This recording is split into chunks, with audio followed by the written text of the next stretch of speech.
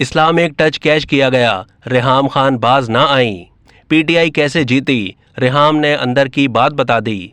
Chairman Imran Khan की साबका अहलिया रेहाम खान ने पीटीआई की पंजाब ज़िमनी इलेक्शन में जीत की वजह बता दी। रेहाम खान का कहना है कि पीटीआई के ज़िमनी इंतखाबात में जीत की वजह इमरान खान की प्रोपेगेंडा करने में महारत है। शरीफ खानदान मुखालिफ जज्बात का फ़ायदा उठाया गया, यानी चोर, करप्ट, अशराफिया, इस्लामिक टच कैच किया गया। ये दिखाया गया कि एक आम आदमी अमीर, ताकतवर ख़ानदानों और अमरीकी मुसल्लत करदा मसाइल के ख़िलाफ़ खड़ा है।